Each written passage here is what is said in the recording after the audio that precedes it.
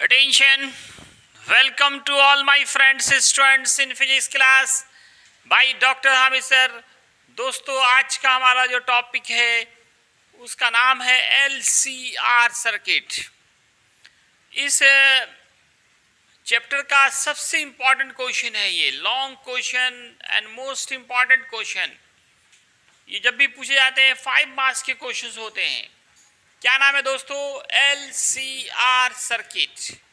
L बोला तो coil, C बोला तो कैपेसिटर, R बोला तो रेजिस्टर। अब एक ऐसा ACC बना रहे हैं, अल्टरनेटिंग करंट सर्किट, जिसमें तीनों लगे हों, कॉइल भी, कैपेसिटर भी और रेजिस्टर भी। उसी का नाम होगा LCR सर्किट। जैसा कि आप इस फिगर में देख रहे हैं, कॉइल है, कैपेसिटर है और एक रेजिस्टर है। तीनों को सीरीज में जोड़ा गया है। ये स्विच है और ये alternating EMF equal E0 sine omega t apply किया गया है। Voltage drop across coil EL माना गया है, अक्रॉस कैपेसिटर EC और अक्रॉस रेजिस्टर ER माना गया है। अब आप पहला काम करेंगे, फेजर डायग्राम बनाएंगे किस सर्किट का? LCR सर्किट का। इसके लिए आपको R circuit, C circuit, L circuit, इन तीनों का फेजर डायग्राम याद होना चाहिए, तभी आप इसका समझ सकते हैं, बना सकते हैं। जिनका क्लास छूट गया है वो वही यूट्यूब पे जाए, NSC class by doctor Hamid sir पे, उसमें सारा वीडियो अपलोड कर दिया गया है। वीडियो को आप पूरा देखें, डाउनलोड भी कर सकते हैं, लेकिन लाइक, शेयर और सब्सक्राइब करना ना भूलें। तो दोस्तों, हम लोग आइए फेजर डायग्राम बनाते हैं। फेजर डायग्राम बनाने के लिए हम लोग सबसे पहले एक एक्स एक्सिस के तरफ ER को दिखाते हैं। वाई एक्सिस के पॉजिटिव डायरेक्शन में थोड़ा ये लंबा लाइन खींचना है, इसमें EL दिखाते हैं। वाई एक्सिस के निगेटिव डायरेक्शन OC में इसको EC दिखाते हैं।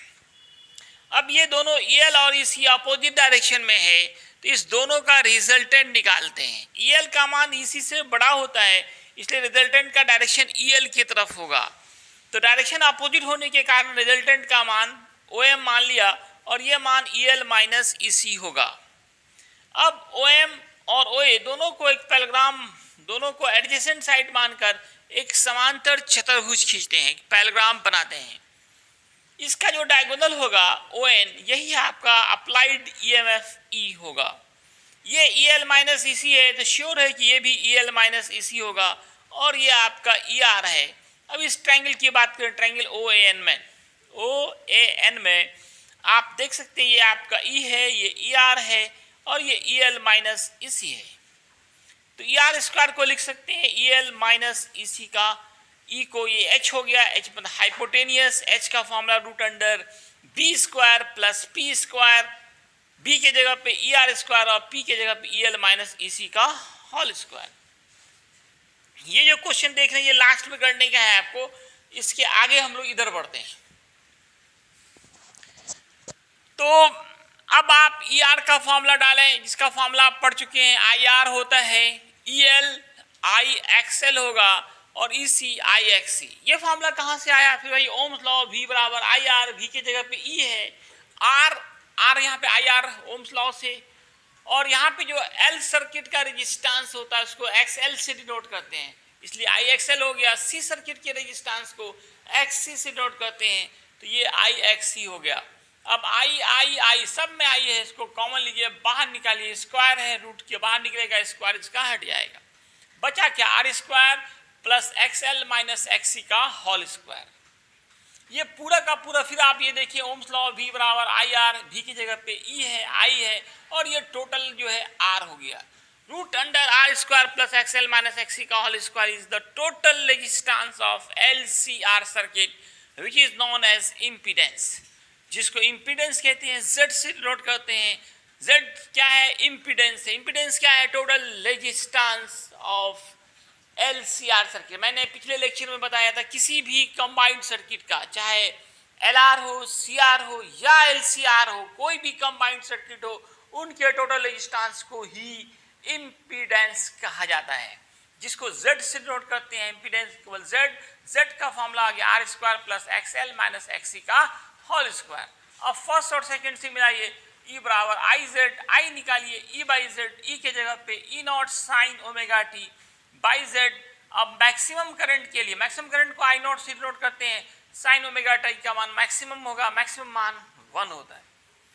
तो यहाँ पे आप 1 पुट करेंगे तो आई नॉट बन जाएगा, ये आई बन जाएगा आई नॉट, ये बच गया E naught by Z.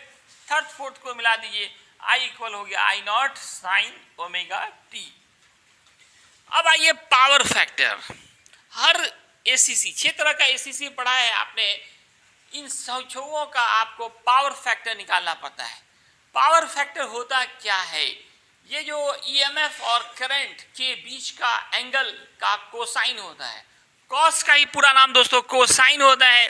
The angle, the cosine of angle between EMF and current in any ACC, किसी भी एसीसी में, अल्टरनेटिंग करंट सर्किट में, कोई भी सर्किट हो, R circuit, C circuit, L circuit, L R circuit, C R circuit, L C R circuit, 6 तरह का circuit पड़े, हर सर्किट में करंट है, ईएमएफ है। इस दोनों के बीच, ईएमएफ और करंट के बीच जो एंगल बनता है उसको फाई मानते हैं, उसका कॉस लेते हैं, कॉस फाई ही पावर फैक्टर कहलाता है, जिसको पीएफ से डिनोट करते हैं। तो पावर फैक्टर का फॉर्मूला होगा कॉस फाई। अब देखिए एलसीआर सर्किट में, एग्जाम्पल में दिखा रहा हूं, एलसीआर सर्किट में पावर फैक्टर कितना होगा। इसके लिए इस डायग्राम को देखिए, एलसीआर सर्किट में जो पावर फैक्टर होगा कॉस फाई लेंगे, बी बाई एच, बी देखिए ई आर, एच देखिए ई है, यही डायरेक्शन करंट का होता है और ये टोटल अप्लाइड ईएमएफ है। इस दोनों के बीच का एंगल फाई मानते हैं, इसका कॉस फाई ही पावर फैक्टर कहलाएगा।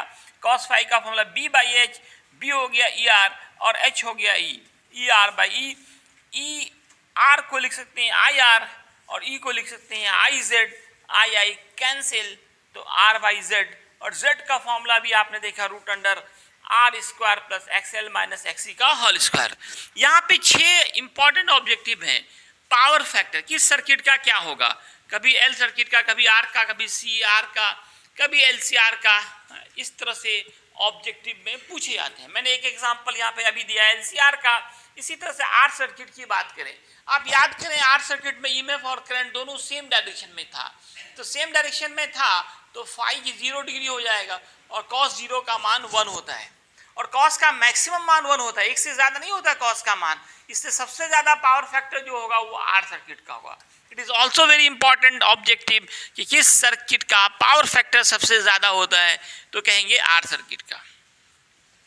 अब देखिए हम एल सर्किट की बात करें, एल सर्किट का पावर फैक्टर निकालते हैं। आप याद कीजिए एल सर्किट में ईएमएफ और करंट के बीच का कोण 90 डिग्री था और कॉस 90 0 होता है, तो एल सर्किट का पावर फैक्टर क्या हो जाएगा, 0 हो जाएगा।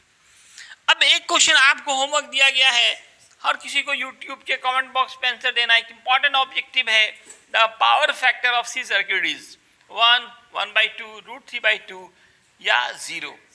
तो इसमें से कौन सा सही जवाब है, इसको आपको आंसर देना है कहाँ पे, यूट्यूब के कमेंट बॉक्स पे। सी सर्किट में भी आप देखिए ईएमएफ और करंट के बीच का एंगल क्या था, 90 डिग्री। पावर फैक्टर का फॉर्मूला कॉस फाई, कॉस 90 0। अब आप समझ चुके होंगे इसमें से कौन सा सही जवाब है, और इसको जवाब कहाँ डालना है, कहाँ डालना है, यूट्यूब के कमेंट बॉक्स पे। एक बार नजदीक से और दिखा दीजिए, नजदीक से दिखा दीजिए।